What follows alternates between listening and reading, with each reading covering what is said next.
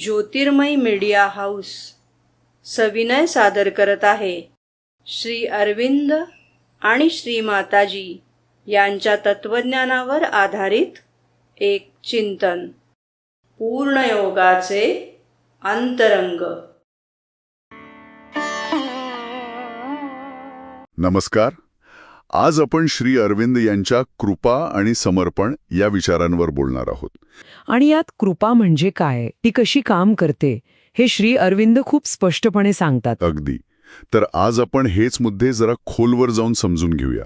मुख्य प्रश्न असा दिसतोय की दैवी कृपा मिळवण्यासाठी आपलं जे समर्पण लागतं त्याची नक्की भूमिका काय आहे. हो. आणि सुरुवातीलाच एक महत्वाचा मुद्दा येतो की कृपा फक्त प्रकाश आणि सत्याच्या परिस्थितीतच काम करते. बरोबर. अज्ञान किंवा असत्य असेल तर ती तिथं लागू होत नाही, असं त्यांचं म्हणणं आहे.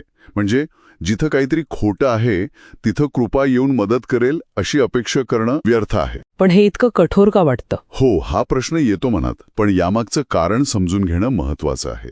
श्री अरविंद यांच्या म्हणण्यानुसार कृपेचा हेतू फक्त तात्पुरता आराम देणं नाहीये. अच्छा. तर व्यक्तीचं रूपांतरण करणं, तिला सत्याकडे नेणं हा आहे. आता जर कृपा खोट्या इच्छांशी किंवा अहंकाराशी तडजोड करायला लागली तर मग तिचा मूळ हेतूच राहणार नाही. अगदी, तिचा मूळ उद्देशच संपून जाईल.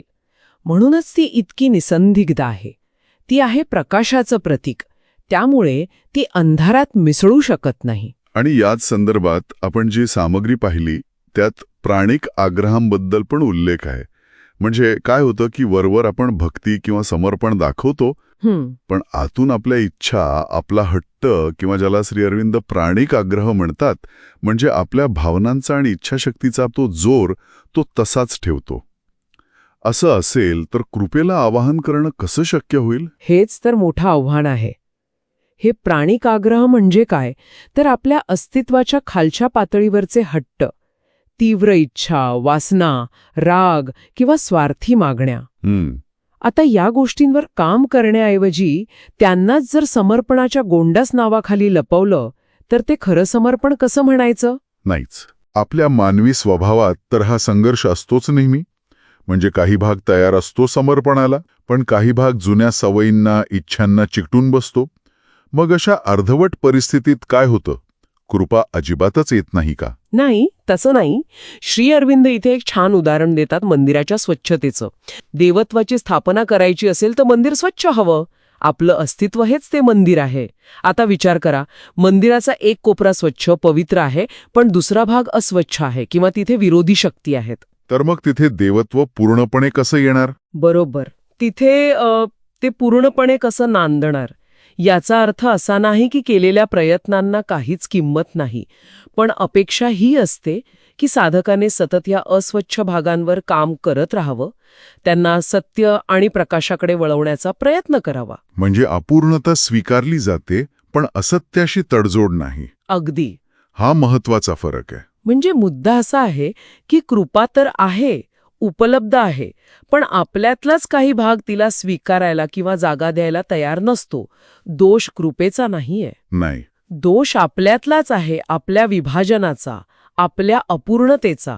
हे समजून घेणं खरंच खूप महत्वाचं आहे. मग जेव्हा ह्या अटी पूर्ण होतात तेव्हा कृपेचं नेमकं कार्य काय असतं?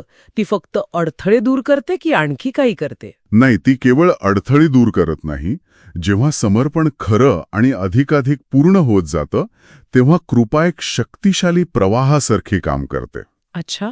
ती साधनेला गती देते, आंतरिक दृष्टी उघडते, जी रूपांतरणाची प्रक्रिया आहे ती सोपी करते आणि अशा गोष्टी शक्य करते ज्या केवळ आपल्या प्रयत्नांनी साधणं खूप कठीण किंवा अशक्य आहे.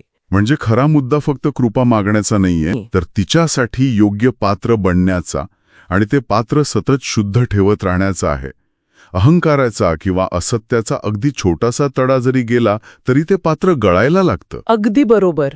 पात्रता महत्वाची.